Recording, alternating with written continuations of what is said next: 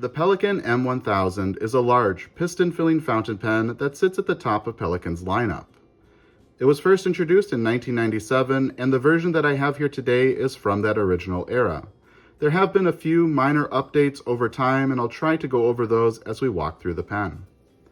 The top finial has a black plastic cap that features the Pelikan logo, which includes a mother pelican feeding two baby pelicans. And fun fact, baby pelicans are referred to as toddlers. In 2003, Pelikan updated this logo to include only one toddler, and right now this pen is made with a metal finial instead of a plastic finial that includes this logo as a laser engraving. The finial's profile is conical in shape, and then we can see a bent metal clip which is stylized to look like a pelican beak. It has a nice flare-up at the bottom, which allows it to easily go over thick fabrics and notebooks, and it has a nice degree of motion. The cap tapers, widening down to the bottom, and in the middle, I do have a name engraved on my cap. That's something extra that the original owner paid for. The normal version of this pen does not have an engraving. At the bottom of the cap bands, it reads Souveron, Germany, Pelikan. The cap comes off in 3/4 of a turn to reveal a beautiful 18-karat gold oversized nib.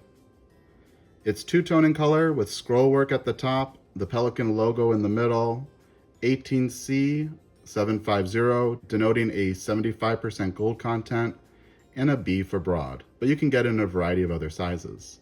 And on the back, we can see a large black plastic feed with prominent fins. The grip section starts with a flare out, which is part of a metal band, and then we have a short tapering profile to threads that are smooth to the touch. The body is then straight all the way back, and I have this in a green celluloid acetate that has alternating green and transparent stripes. And in recent years, Pelikan has updated this material to be fully opaque. On the back, we have a slight step down to the end finial, which starts with two metal bands, and then it tapers slightly down to a rounded off edge. If I give the finial a twist, we can see that it doubles as a piston knob. Giving the piston knob a clockwise turn will retract a rod that's inside the pen and draw up ink.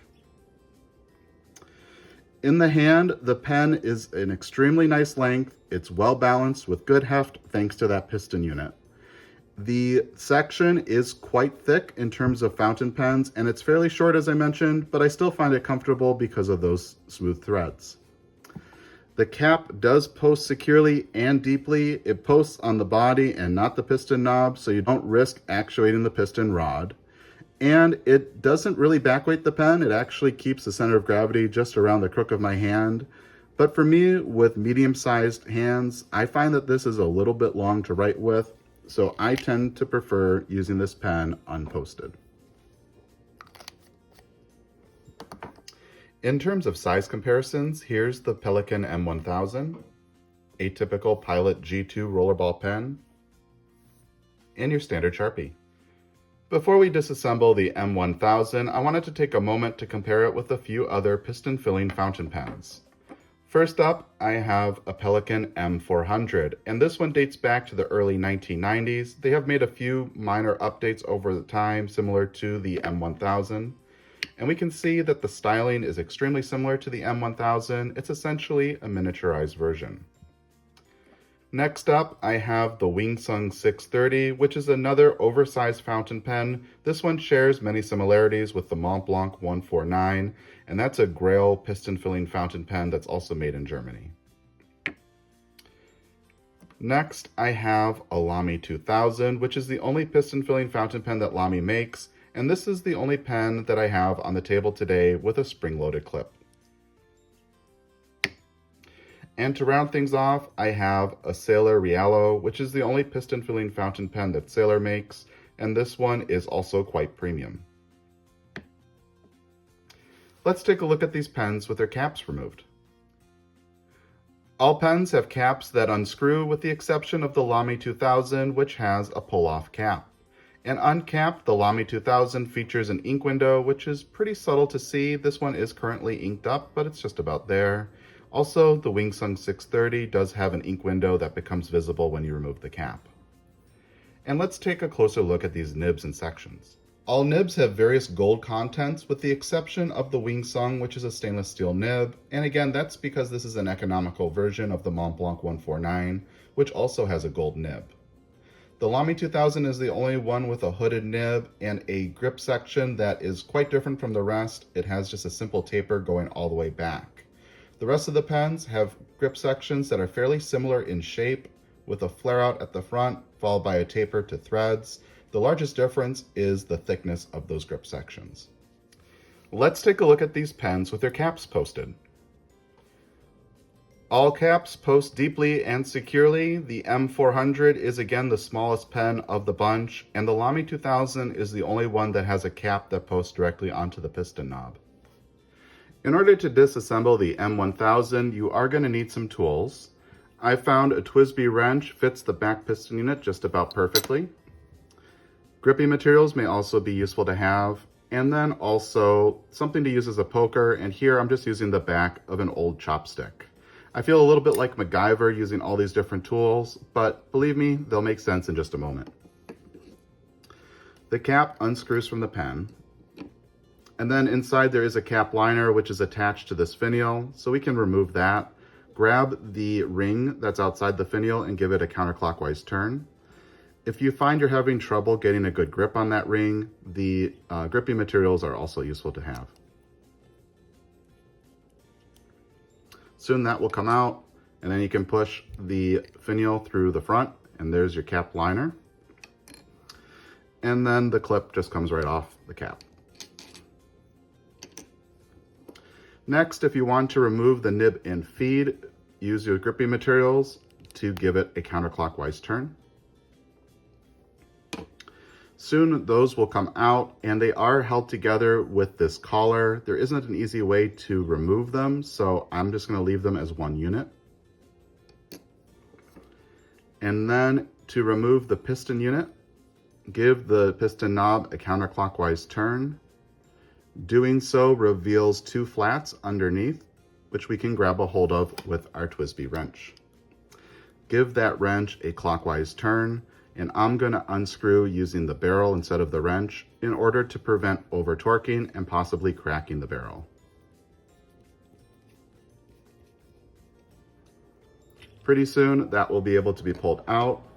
And here we can see the piston unit itself. It has a brass connector piece. This one will develop patina over time. That's just normal discoloration due to oxidation or exposure to oils such as those on your finger.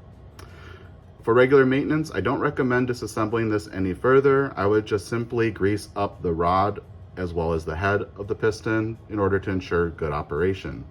But if you want, you can disassemble them. Simply unscrew the piston knob, and soon the rod can be pulled out. If you continue unscrewing, it will come off of the connector piece. And inside the connector piece, we also have a little key that can be pulled out. At this point, the pen is fully disassembled. To reassemble, let's start with the piston unit. I'm going to first put this key into the back of the head, and then insert that into our connector piece. We'll screw down the piston knob until we get close to those flats, and then we're going to grab our rod and insert it into the front and screw down. While we're screwing down, what we're looking for is the knob to line up to this flange when the head of the piston is retracted as far back as we can go. We can probably get a bit more. I'm going to unscrew the piston from this, pull it out, and then give the knob a counterclockwise turn. This will allow the piston rod to go a little bit further into the connector piece. And it looks like we have bottomed out, so I'm going to go ahead and stop there. We'll insert this into our barrel and give it a counterclockwise turn. Doing so again reveals those two flats, which we'll grab a hold of with our wrench, and we'll continue to give that a counterclockwise turn.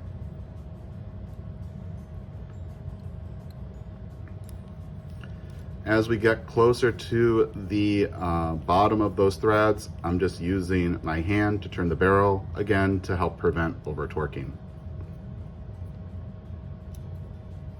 At this point, the piston should be fully functional. That looks great. We'll then grab our nib and feed, and that just simply screws into the front of the pen. And then to reassemble the cap, we are going to take the cap liner and drop it through the front, and then use our poking tool to try to rotate this.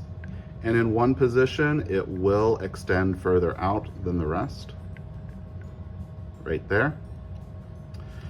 We'll then put our clip over this finial and then grab our ring to screw it down. As we get to the bottom of those threads, we're going to want to position the clip. I like to position it so that it is just underneath the bottom of the Pelikan. And then we'll tighten it down, and I might use some gripping materials just to make sure I get a good grip and it's nice and tight. We'll lastly put this cap back on the pen, and at this point, we're ready to ink up. Filling up the M1000, today I selected Sailor Yamadori, which is one of my favorite teal inks that I feel like matches the finish on this barrel pretty closely. I had about half of this ink bottle left, and unfortunately, due to the size of the nib, it wouldn't reach the inlet for the ink, which is back by this grip section. So I've put some of this ink into an ink miser. In order to fill up the pen, I'm going to extend the piston rod, place the nib into the ink, and then rotate the piston to draw up ink. And in order to get a full fill, I'm going to expel that ink and then rotate the knob one more time to bring ink into the barrel. We'll go ahead and wipe off the nib. Cap up our pen. And at this point, we're ready to write. Okay, writing with the Pelikan M1000. Cap unscrews.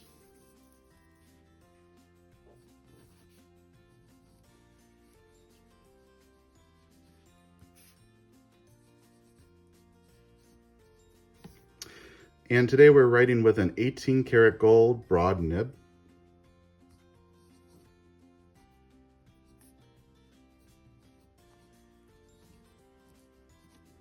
And it is an outstanding nib to write with. It's extremely smooth and just glides across the paper. It's bouncy as well because it is such a large nib, and it has a little bit of flex, which we'll see in just a moment. It's extremely wet and just a beautiful nib to write with. Our ink. Again, we have a Sailor. And this one is called Yamadori. For flex, I'm going to turn the page.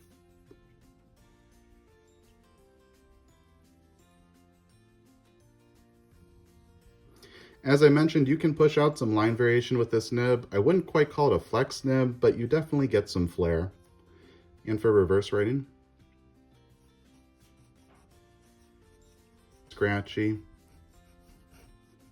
The feed is keeping up okay. Honestly, it's writing closer to a typical fountain pen compared to the front ways up.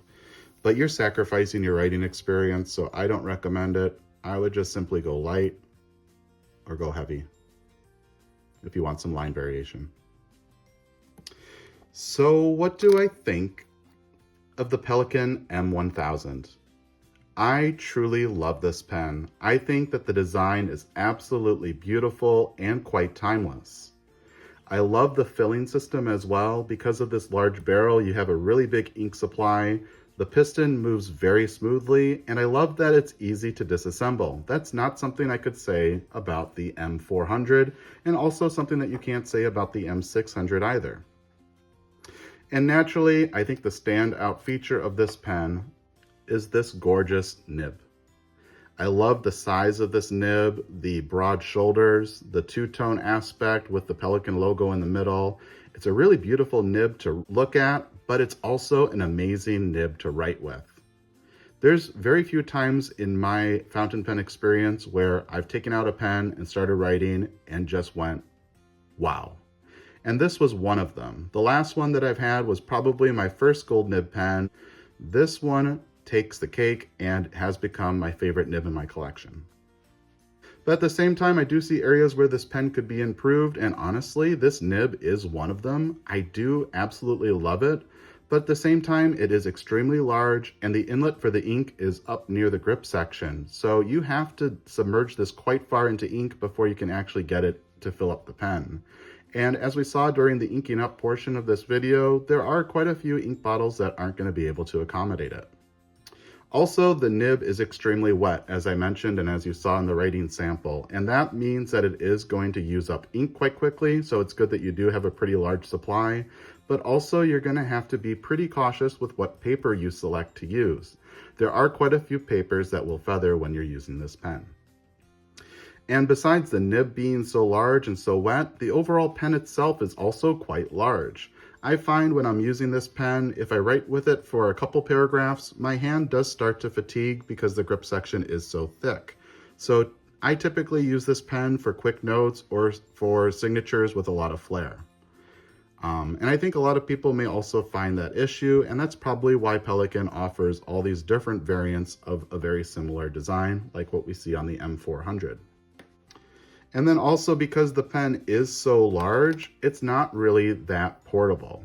It's not going to fit in a pocket very easily, and you might have some trouble finding pen sleeves and pouches that fit it as well. But overall, I think it is an absolutely outstanding pen with a very classic design and a truly remarkable nib.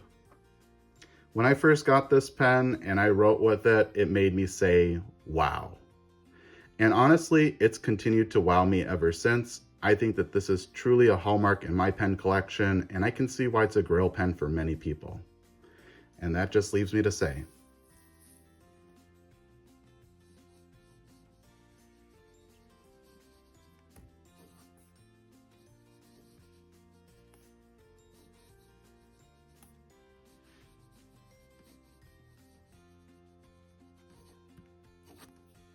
thank you for watching.